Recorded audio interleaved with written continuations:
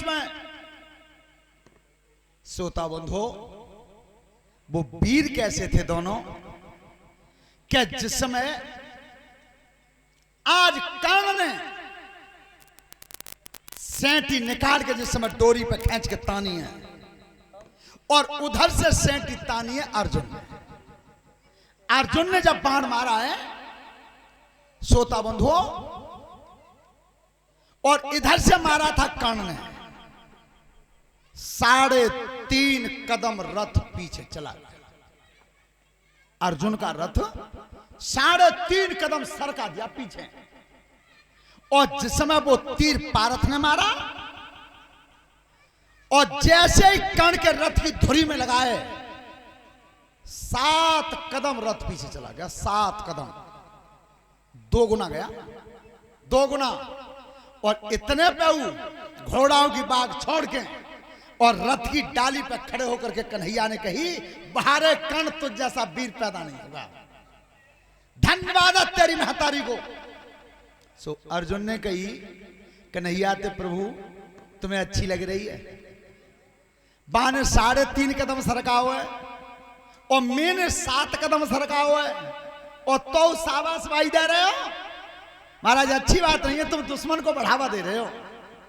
बाहर एक कन्हैया रथ पर खड़े होकर के जवाब क्या दिया अर्जुन को, अरे पारथ जब मोती पूछ रहे हो कि तुमने 7 कदम सरका हो, बाण 3.5 कदम सरका हुआ है, तो सुन, अरे का तू मोती पूछ रहे हो, और सुन बुआ के बेटा है, हनुमान ऊपर बैठे, नीचे ले गो सरपुल बेटा है, वो पे 14 भवन को भार, और इतनो न भजन को जपे हो तो, रथ उड़ जा तो कोस हजारा, बोलिए कन्हैया लाल उड़ जा तो कोस हजारा।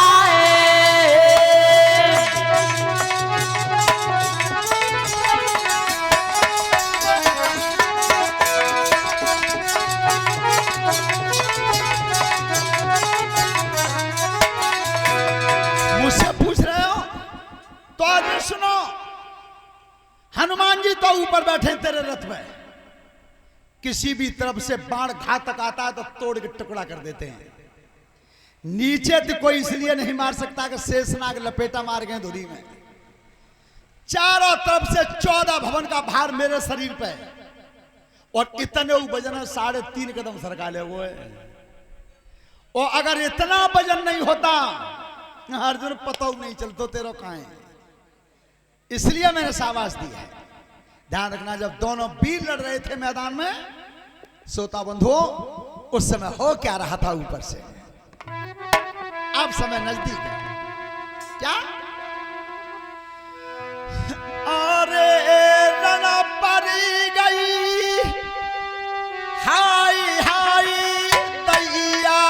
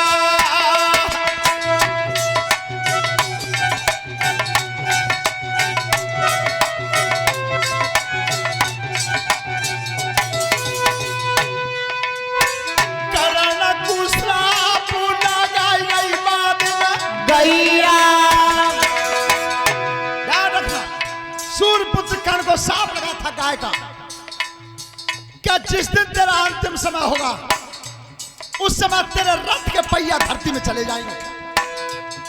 तेने आज बिना अपराध मेरे ऊपर वार किया है, तो ये गाय का सांप अगर तेरे रथ का पहिया धरती में चला जाएगा। और एक सांप तो ये लगा था और एक धोके थी जब विद्या सीखी बच्चुन को करना जनहिया कीड़ा घुस गयो करण जान में ताप लिटाई गुरुवर लियो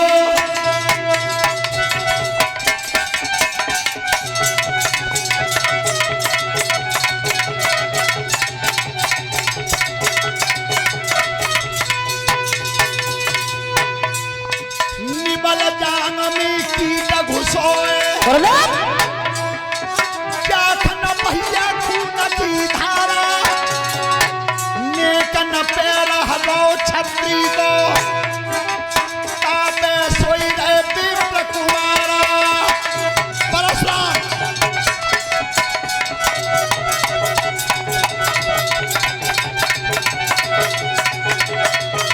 सुनिए महाराज परीक्षित जी की जंघा पे और सिर धर के सो रहे थे गुरुजी और जो जांग में कीड़ा काटने लगा था पर पैर इसलिए नहीं हिलाया कि मेरे गुरु की नींद टूट जाएगी। वो जांग को कीड़ा काटता रहा और जब खून की धार गुरुजी की पीठ के नीचे आई एकदम परशुराम जी जगे। तो परशुराम ने की बेटा ये खून कहां से आ रहा है? गुरुजी मेरी जांग में कीड़ा घुस गया है। तो बेटा तेने मुझे हटाया क्यों नहीं? गुरुजी तुम सो गए थे, तुम्हारी नींद टूट जाती।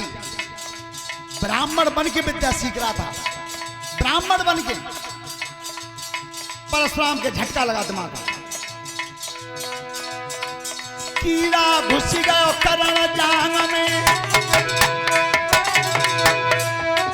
बेटा याद करी बेजाई इतनो खून बहोए कायाती जिया ब्राह्मण के बसकी नाई।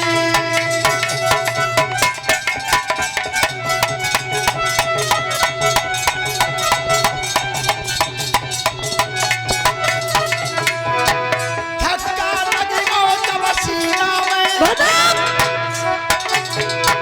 परशुराम ने वचन उचारो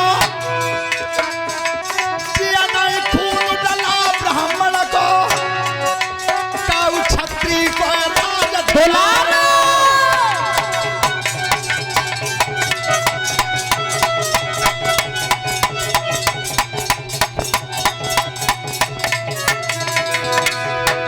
धोखे की विद्या सीखिए एक दिन लला मौत जब झूले अरे अंतिम समय करण तेरो यावे ओ परशुराम की विद्या भूले।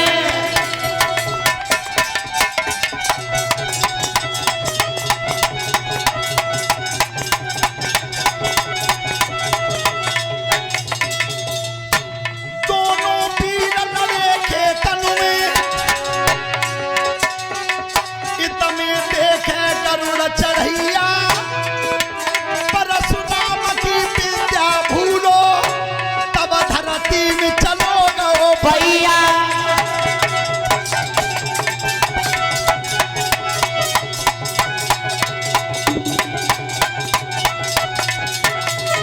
परशुराम की जो गुरुदेवता की बताई हुई विद्या थी वो सब कण से किनारा कर गया और उसी समय गाय का सांप लगा हुआ था। धरती में रथ का पहिया चला गया। जब रथ का पहिया गया तो कान में कही मामा सल्ले भैया ने रथ को पहिया फंस गया है जाने के निकलवा दो निकलवा दो। तो सल्ले ने कही कि तेरा नौकर नहीं हूं, रथ हाँकने के लिए मैं दुर्योधन में भेजा हूं तो तेरा रथ हाँक सकता हूं।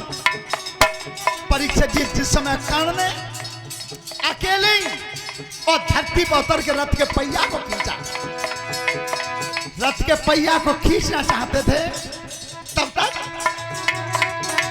कंधा पे जब हाथ धरो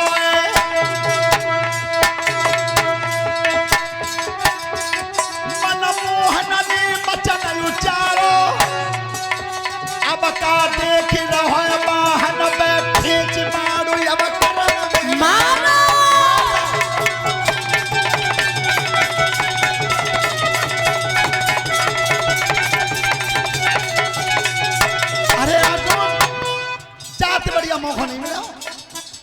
मौका मारना चाहे तो मार दे। अर्जुन ने कि प्रभु महाभारत में चाहे जीत हो चाहे हार हो, पर आगे चल के इतिहास क्या कहेगा? कहे कि निहत्थे वीर को अर्जुन जैसे वीर ने मारा। महाराज मैं नहीं, बिल्कुल नहीं मारूंगा। तो भगवान ने कही कि निहत्थे को मोती कह रहे हो तुम, क्या निहत्थे को मैं नहीं मारूंगा? तो अर्जुन सुन, एक बात ध्यान रखना, भगवान कृष्ण ने महाभारत के युद्ध में एक वीर की काट दूसरे से बना के राखी पहले ही। तू कहता कि मैं निहत्थे को नहीं मारूंगा। 16 बरस को अभिमन्यु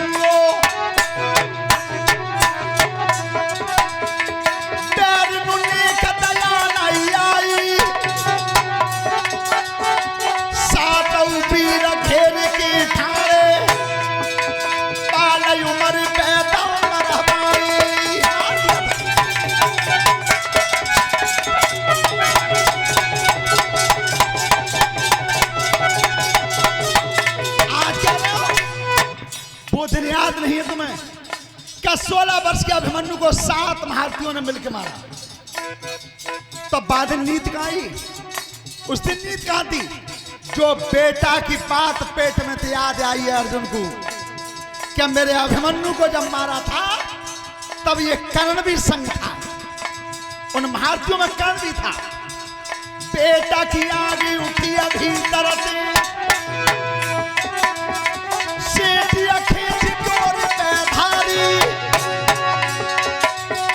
ऐसी आग लगी अर्जुन के और खींच के तुरंत कर्ण में मारी।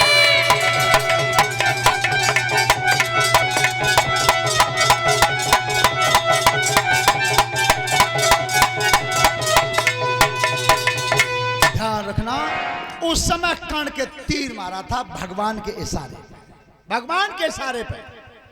ये महाभारत का संग्राम 18 दिन हुआ, 18 दिन। और कथा के माध्यम से आज दूसरा दिन है, व्यासपीठ के माध्यम से सबसे प्रथम संदेश है नौजवान बच्चों के लिए। बेटा बीड़ी सिगरेट गुटखा शराब जीवन में कभी पास मत आने देना। 70-80 साल से पहले बुढ़ापे को नो तो नहीं आवे हो। इस बात को विशेष ध्यान से सुने। और दूसरी बात, आज हीन भावना पैदा करते हो मन में कि विज्ञान विदेशों में ज्यादा है, जापान में ज्यादा है कि अमेरिका में ज्यादा है। कभी बेटा तुमने विचार किया कि वो ज्यादा क्यों है? 4 वेद थे मेरे भारत में और मेरे यहां ऋषियों के लिखे हुए थे। उन्हीं 4 वेदों में विज्ञान था, वो वेद बेच दिए गए, बेच दिए गए और विदेशों ने उन वेदों को खरीद लिया। आज इसीलिए वो सामर्थ्यवान है, सामर्थ्यवान बने हुए वेदों की देन से। वेदों में विज्ञान लिखा हुआ था, लेकिन तुम्हें मालूम है मेरे देश में वो चीज बनाई जाती है, विदेशी तो दांत पे उंगली दबा जाते हैं। अब भी कभी अपने भारत को कमजोर मन समझना। और बच्चों को पता भी होगा, तुम्हें मालूम है हमारे भारत की राष्ट्रीय मिठाई कौन सी है? जलेबी। राधे सामने दाई खाता होगा खूब, तो कल लाओगे, ले आइयो थोड़ी सी, ना लाओगे? अरे ना है उतना में कल तुम उन्होंने पे भाई साहब ही मदद कर रहे, देखो बेहारे खाते की, अब वो तैयार हो। तो सुनो बेटा ध्यान से, हमारे भारत की राष्ट्रीय मिठाई है जलेबी। देखिए हमारे स्वामी संत श्रोमण राजेश्वरानंद जी ने बताया इस चीज को, जो इस दुनिया में नहीं रहे।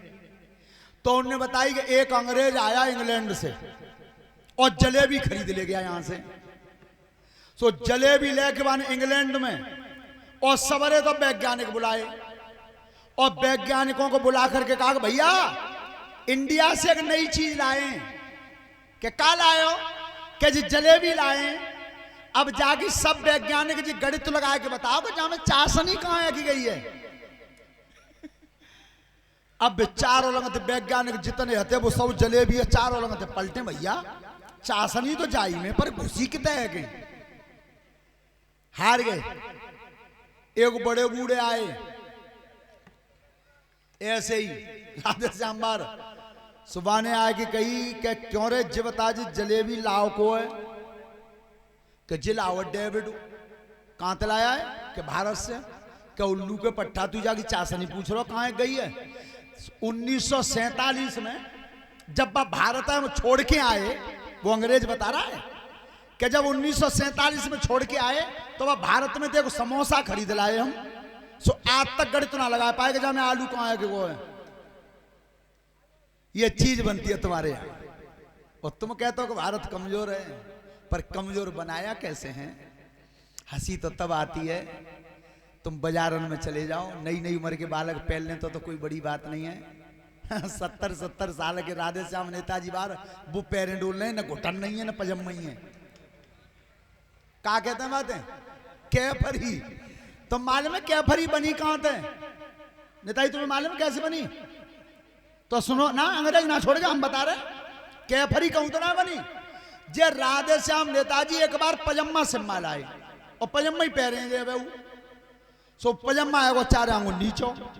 सो इनने पे घरे कही पई घर भाई दी का सुनती ना हो कि कागज ने 4 आंगुल काट दियो नीचो है वो तुरप दियो। सो बिन्ने 2 आंखें लिकार के नके मां कोई सवाई दिन ठलवा ढोंता था ना वो पर जई तो काम में पजम्मा ही को चौका बासन रोटी पाई बालक के कपड़ा धो बन मुंह पर आए हम जाओ चलो। फिर कई ललिते के बेटा तू ही काट दिए 4 आंगुर, मानी कि पापा गृह विज्ञान का पेपर है मुंह पे टाइम ना है।